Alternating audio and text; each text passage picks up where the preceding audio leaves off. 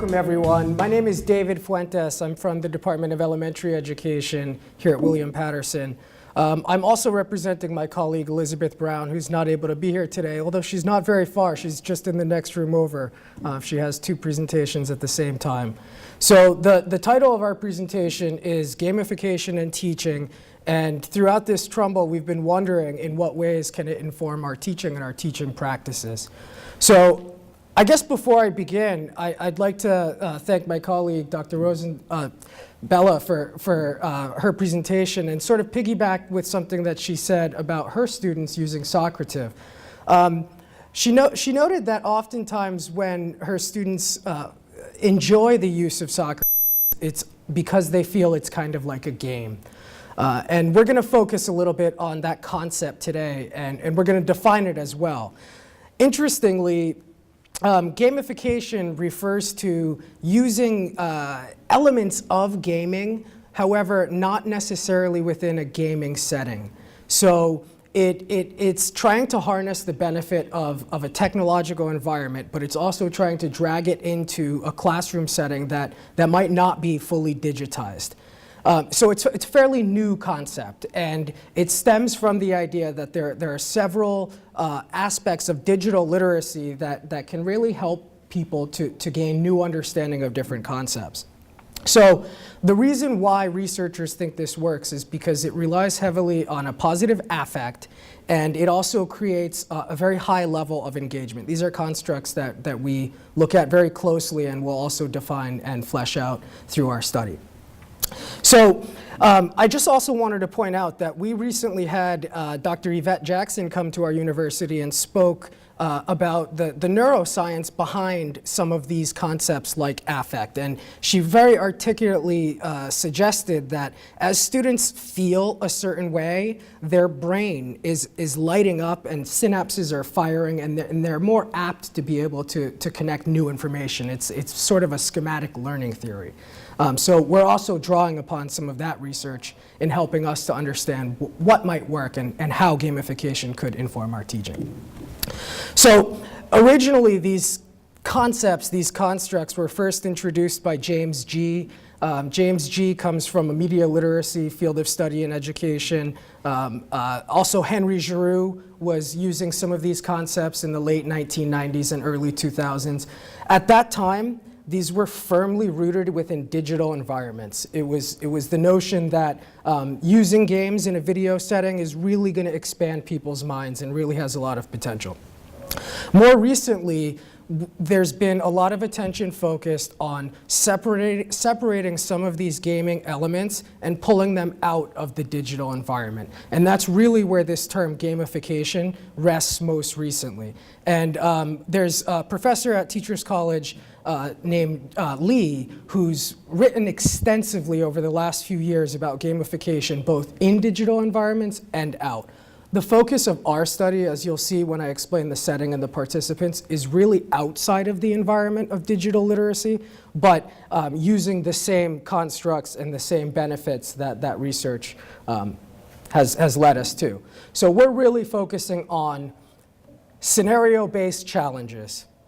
We're also really focusing on the doing of whatever content area teachers are engaging their students in as they employ gamification. So that's just some of the background of this study. So before we get into the specifics of what we're doing, I thought it would be nice to just share some basic ways that gamification is often studied.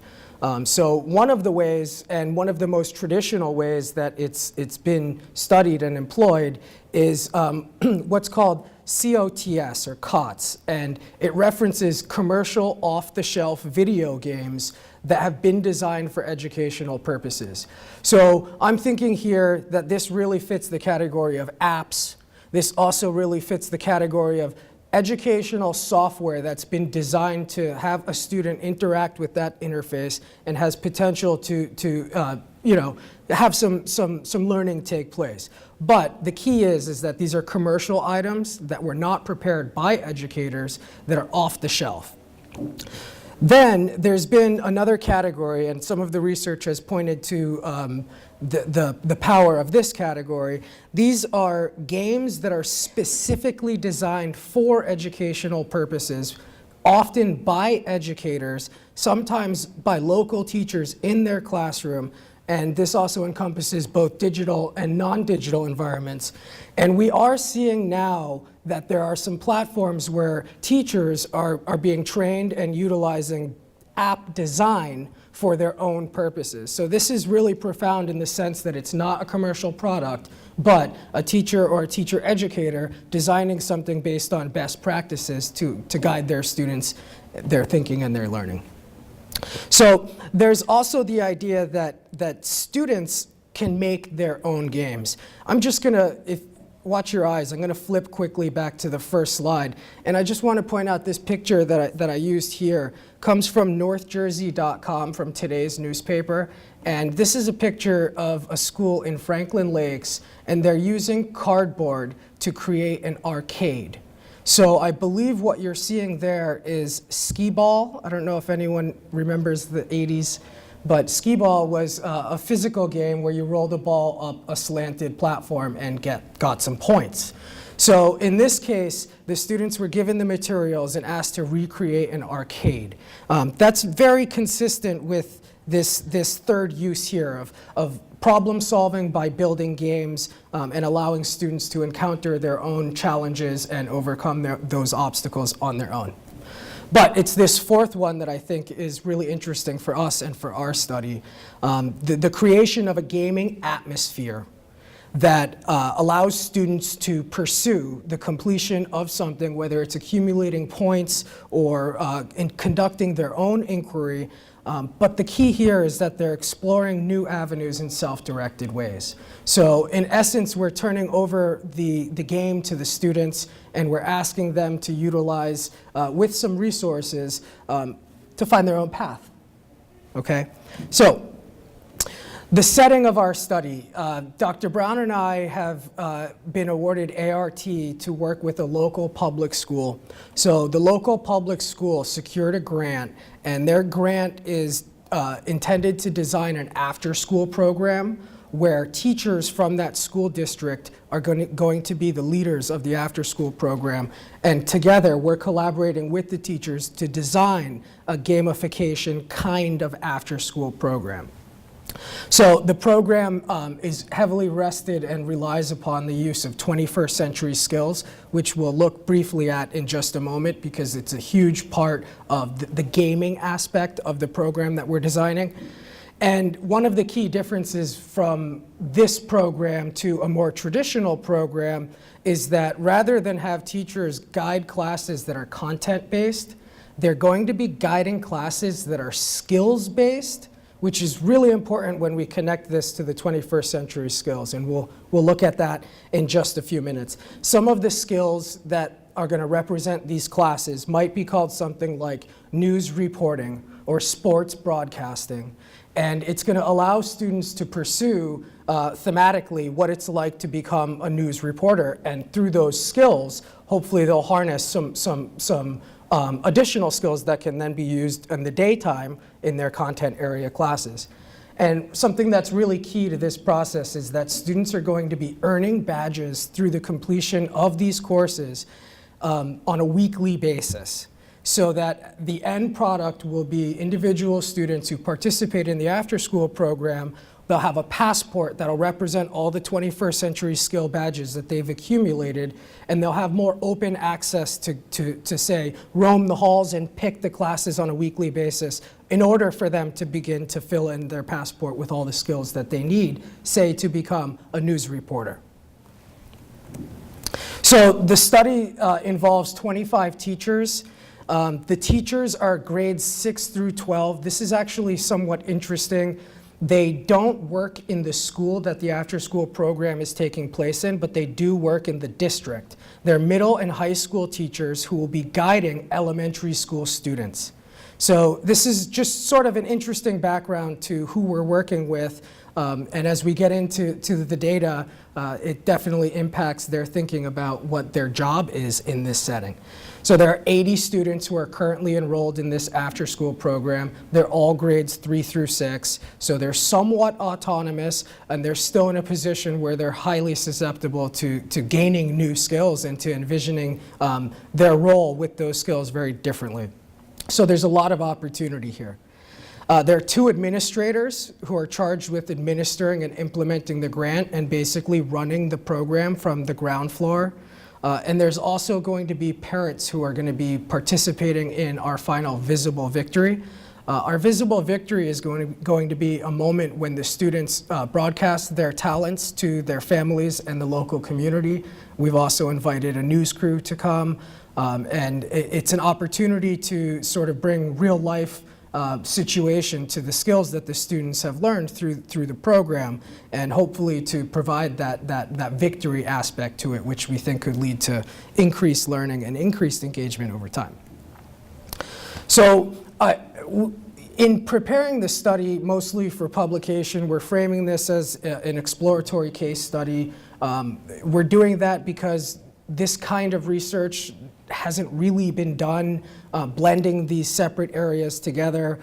So we're really open to just see what happens in the environment, and we're capturing the data as it rises. And we have several data sources that we're looking at. They tend to be very conflicting, which is also very interesting in the research world, if there is such a thing. So we have student administrators and teacher interviews, some of which we've already conducted, some of which are ongoing. We've observed all of the classes that the teachers are leading. We've not observed all of the interactions that the students have had, but we have been able to visit every class and see more or less how they're engaging students in those skills or the gaming. We are waiting for the visible victory at the end of the month, which we'll film, and we'll also conduct a content analysis on the film. We have focus groups with students and teachers, and I mentioned the content analysis. The data will be triangulated across all of the data sources. And today I'm just going to be talking mostly about some of the initial reports that we've had from our beginning interviews. So, 21st century skills. What's different about the 21st century skill standards, let's say, from other kinds of standards is the goal, the outcome of a 21st century student will be skills that align to certain professions. So we take a backward approach to try to understand what does a lawyer need to be good at, and how can we help kids gain those skills. This is what makes it 21st century skill, where we see the end product as career readiness and not so much studying content for the sake of studying content, but studying content to be able to produce a certain outcome. So all of this is taking place within today's standards-based accountability. So we have some concentric circles that represent the setting that it's taking place in. We are university researchers and teacher trainers who are working with the teachers, so we're also framing that as professional development, which sort of circles all of the things that we're doing in this setting. And we very much have been pushed both through the grant and through many of our administrators at the local school to include as much Common Core information as we can, which is sort of the newest standard-based movement. But this very much involves technology and media. Because most of the end goals of today's 21st century careers involve some use of technology or media, whether you want to be an engineer, a computer programmer, a scientist, etc. All of those things somehow encompass some of these 21st century skills, which often come from information and media technology. So a big part of what we're doing in helping the teachers is to supply them with the skills needed to help the students gain new skills, say for interviewing participants in the community using digital devices. So this sort of encompasses the idea that on the top we have learning. We're seeing learning through the 4 C's, which basically is just a higher version of using some old framework, Bloom's taxonomy. This is higher level thinking. We really want to employ students in critical thinking, the highest level possible. And I mentioned the life and career skills as our goal, as our end product. So this is what our badges look like, and these come from the careers that they represent. This is what goes into the students' passports as they navigate through the after-school program. Remember, the students are able to choose on a weekly basis whether or not they want to pursue interviewing skills, which takes place in the news broadcasting class, or whether they would like to do something more culinary, which might take place in a different setting. And all the while, they're gaining these badges that come directly from the 21st century skill standards, but that we're interpreting with the teachers and isolating those skills so that they can teach them in their classes. So the end goal will be a passport that's filled with these things, so as they go to their visible victory, this is something they can share with the community and families. And this is really the gaming component of it. It's allowing students to inquire and engage within their school setting in ways that they feel will benefit them, and it focuses that engagement through the end product of a specific career. So while these students are in no way choosing a fixed career, they are learning skills that are associated with individual careers and outcomes. So the visible victory, I'm just going to move ahead quickly, but to the data. We've sort of discussed all of these things. But some initial themes that have come out of our first round of interviews. We have noticed that teachers, which we do believe are somewhat easy to win over in this sense, have already moved quickly from skeptics to believers. Couple of quotes that come from one teacher. She was a very vocal leader. Once we were able to sort of win her over, many of her colleagues also followed suit. This sounds like a good idea, but is it realistic? This was on day 1. It just seems so different from what we do. High school science teacher, it's typically not that surprising that that would be an initial reaction. As a matter of fact, I think that's a healthy initial reaction. Same teacher after 6 visits. I finally have a vision of how my course can include these badges. She's getting excited, she's doing it. She's going to be starting the class probably within a day after making that comment. So even though she might still be a little bit skeptical, she's starting a new class tomorrow, so she's winning herself over.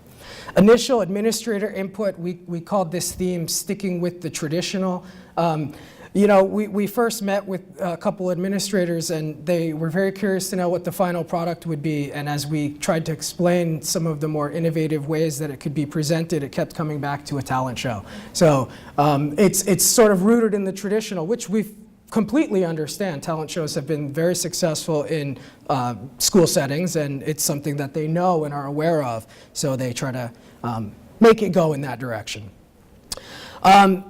The entire study, we've been looking very closely at the literature of gamification. I mentioned that the most recent frames involving gamification are outside of a digital setting. So this kind of research connects to technology in a slightly different way than another kind of research. Typically, we might think of what happens without technology or not in a digital environment and think about how that digital environment can bring that to life.